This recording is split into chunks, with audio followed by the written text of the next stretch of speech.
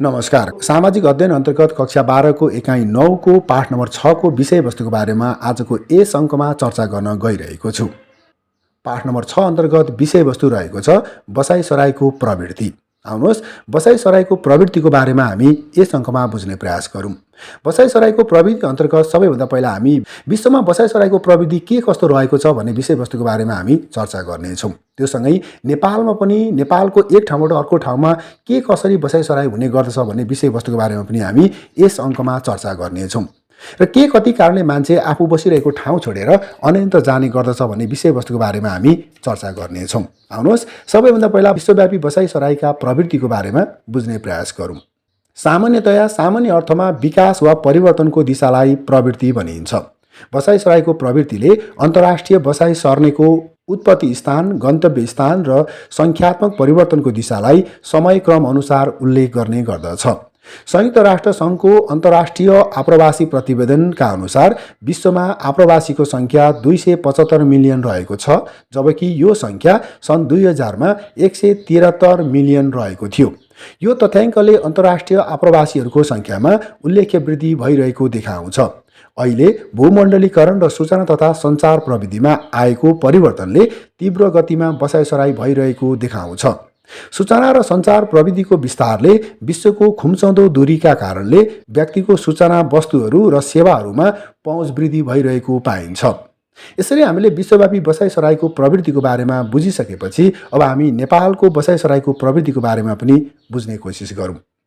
नेपालको सन्दर्भमा कुरा गर्नुपर्दा नेपालमा जनसङ्ख्याको आकार, संरचना र वितरणमा परिवर्तन ल्याउन बसाइसराईले प्रमुख भूमिका खेलेको पाइन्छ।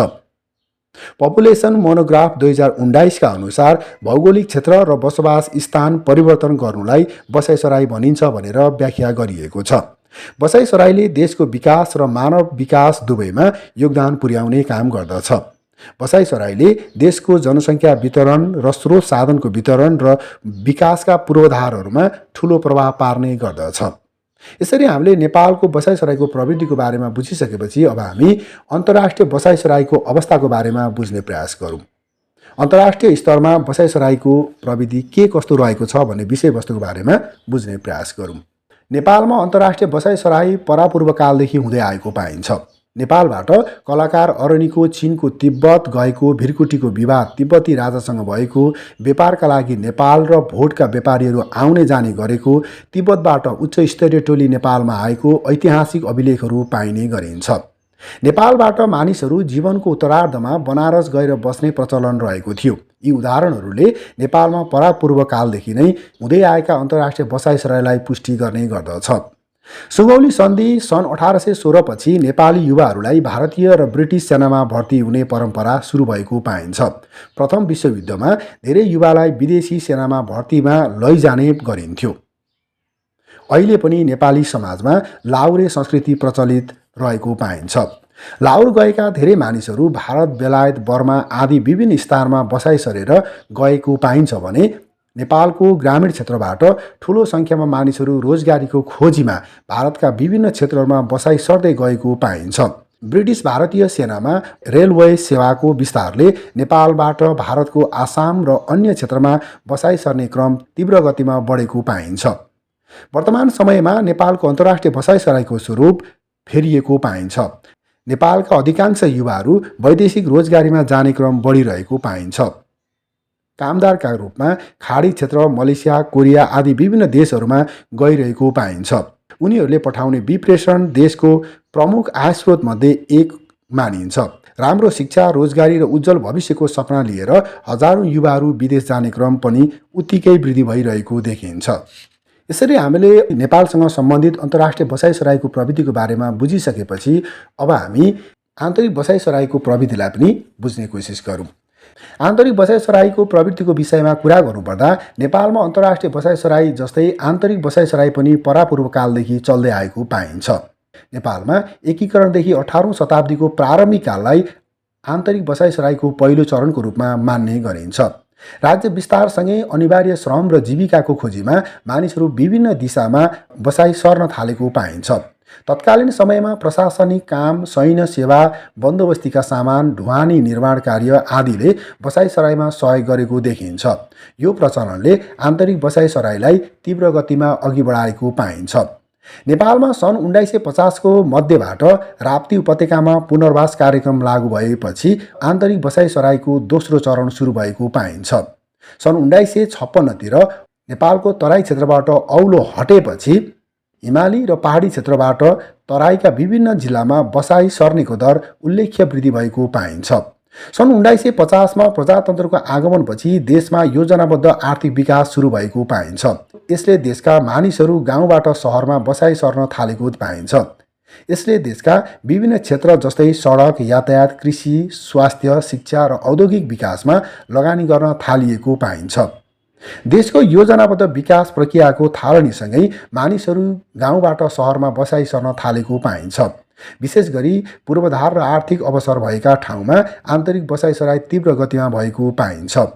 देशमा चलेको 10 वर्षीय जनयुद्ध, मधेस आन्दोलन र द्वन्द्वबाट पनि आन्तरिक बसाइसराईलाई प्रभाव पारेको देखिन्छ। आन्तरिक द्वन्द्वले गाउँबाट सहरतर्फ बसाइसराईको धार प्रभाव भएको देखिन्छ। यसरी हामीले आन्तरिक बसाइसराईको प्रवृत्तिको बारेमा बुझिसकेपछि अब हामी आन्तरिक बसाइसराईको धारको विषयमा बुझ्नेछौँ।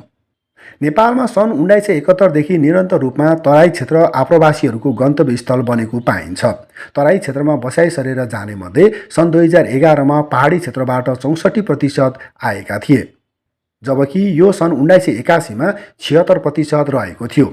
यो तथ्याङ्कले पहाडी क्षेत्र सबैभन्दा धेरै बसाई सर्नेको उत्पत्ति स्थलका रूपमा चिन्ने गरिन्छ।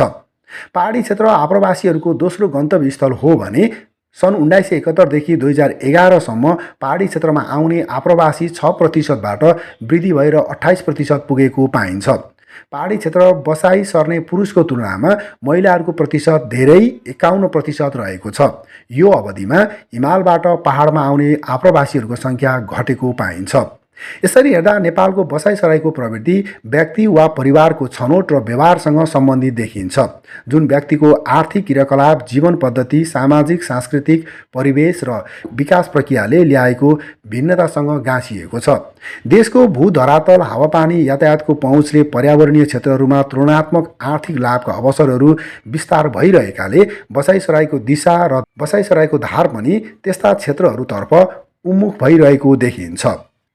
बसाइसराईको प्रविधि अन्तर्गत हामीले यस अङ्कमा विश्वव्यापी बसाइसराईको प्रविधिको बारेमा सबैभन्दा पहिला चर्चा गऱ्यौँ। त्यसपछि नेपालमा बसाइसराईको प्रवृत्तिको बारेमा पनि छोटो चर्चा गऱ्यौँ। त्यसपछि हामीले नेपालसँग सम्बन्धित अन्तर्राष्ट्रिय बसाइसराईको प्रवृत्तिको बारेमा चर्चा गऱ्यौँ। त्यसपछि हामीले आन्तरिक बसाइसराईको प्रविधिको बारेमा पनि चर्चा गऱ्यौँ। यिनै विषयवस्तुहरूको चर्चा गर्दै आजको यस अङ्कको बारेमा चर्चा गर्नुपर्ने विषयवस्तु सकिएको छ। आगामी अङ्कमा अरू विषयवस्तुको बारेमा जानकारी लिनका लागि तपाईहरूले हाम्रो यस च्यानललाई लाइक र सब्स्क्राइब गर्नुपर्ने हुन्छ र छेउमा रहेको बेल आइकनलाई पनि क्लिक गर्नुपर्ने हुन्छ। यति गर्नुभयो भने आगामी अङ्कमा अरू विषयवस्तुहरूको बारेमा गरिएको चर्चा सबैभन्दा पहिला तपाईँले प्राप्त गर्नुहुनेछ भन्दै आजको यस अङ्कबाट बिदा हुन चाहन्छु। हवस् त, धन्यवाद।